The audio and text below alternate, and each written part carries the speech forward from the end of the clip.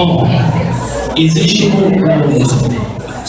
precedente, aliás, existe um conjunto de precedentes no Supremo Tribunal Federal que convergiram na súmula 316, que diz o seguinte: não realiza falta grave o servidor público que adere ao movimento grevista.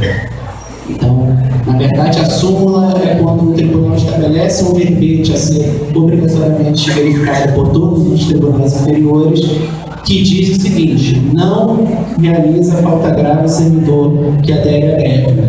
E nesse verbete não há considerações sobre o servidor público que está em estágio probatório ou que está já estável. Então a gente entende que não há nenhum problema, seja o servidor estável, seja o servidor em estágio probatório, em um momento. E mais do que isso, a gente tem experiências em outros municípios que tentaram criminalizar os servidores em estágio probatório, que aderiram à greve, e não sem luta, não sem muito suor, não sem algumas lágrimas, lá ao término a gente conseguiu uma decisão judicial favorável que afastou toda e qualquer possibilidade de punição dos servidores em estágio em razão desse motivo. De cortesia ao defensor público que oficia aqui na comarca, e ele demonstrou muita sensibilidade e interesse de auxiliar os profissionais de educação nesse sentido, em parceria com o Departamento Jurídico do CEP. Então, mais do que reconhecer a grandeza e a sensibilidade do profissional, eu queria dizer também que ele tem um TAC, um termo de ajustamento de conduta, junto à prefeitura, que trata de corte de ponto, de perda de dobra, em que a prefeitura se compromete a não realizar nada disso.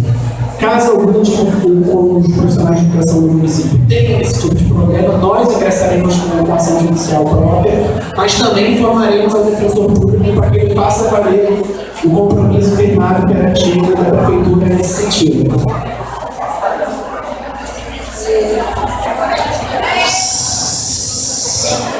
Mais alguém gostaria de fazer pergunta?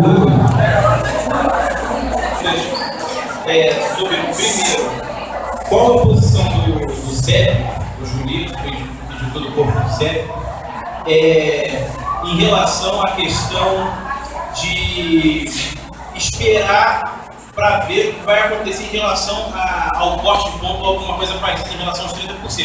Porque me parece bem claro que é questão de tempo eles proporem o corte de ponto se nós não cumprimos os 30% de paralisação. Se não voltar em 70%, me parece bem claro que eles vão cortar, porque é questão de tempo. Não é? Então, qual seria a atitude do CEP, no caso que somos todos nós? Se nós vamos colocar os 30% para trabalhar agora, ou se nós vamos esperar eles uma nova decisão, se o CEP vai entrar buscando a derrubada desse argumento, que me parece um argumento muito fraco, de dizer que a educação é um serviço essencial do ponto de vista jurídico, não é? E também em relação ao TAC, se cabe alguma medida nossa em relação ao prefeito, uma medida judicial, porque em alguns pontos, não só contra a educação, mas contra vários outros setores, me parece que ele não está cumprindo o TAC. Tempo. Desculpa.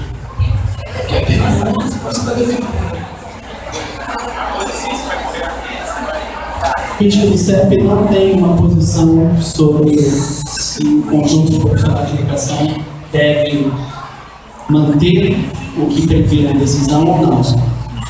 Nós somos literalmente empregados de vocês. A categoria na sua assembleia é soberana para decidir os rumos do seu movimento. E conforme vocês decidirem, podem contar conosco na defesa do que foi decidido. Então é muito delicado o advogado colocar uma posição no departamento. Vocês são os protagonistas dessa luta, esse é o lugar de deliberar, informem para a gente vai fazer o nosso melhor na defesa de vocês. A segunda pergunta em relação ao TAC. O TAC foi realizado entre Defensoria e Prefeitura. A princípio, quem tem legitimidade para demandar o descumprimento do TAC é a Defensoria. A princípio. Mas, por isso, fizemos uma visita de cortesia, colocamos para eles as nossas posições, ele colocou as dele para a gente, juntos convergimos em estratégias paralelas que chegam ao mesmo objetivo. Então é claro que a gente não pode ser omisso diante do descumprimento. Se houver descumprimento por comunico ao departamento, eu agendo uma nova reunião com ele e solicito que ele, na qualidade de parte do TAC, não foi o CEP que fez o TAC, TAC é ele, defensor da prefeitura, a gente instiga ele a buscar o cumprimento efetivo caso ele seja descumprido. Em relação ao TAC, nada impede que nós entremos com ação própria para tentar barrar isso. Agora, em relação ao TAC específico, é ele. Mas nada impede que a gente entre com ação própria, porque julga ser ilegal, corte de ponto ou outras coisas nesse sentido.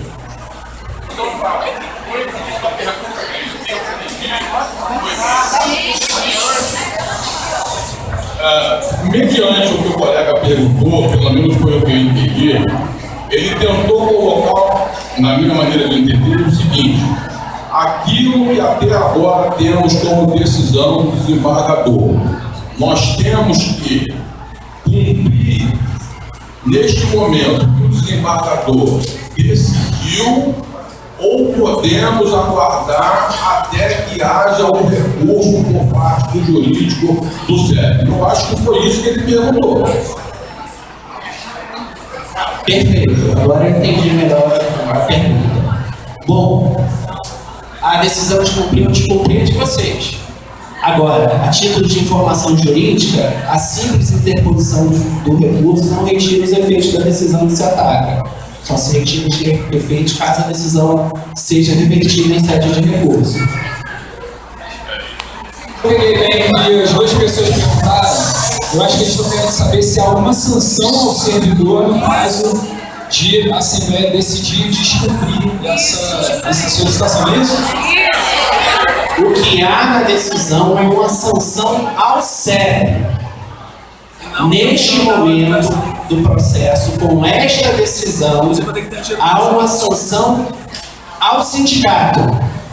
Não há nenhuma previsão nesta decisão que a gente está discutindo neste dia, nesta Assembleia, nenhuma referência à punição aos servidores. Há uma multa em relação ao sindicato, tão somente. 50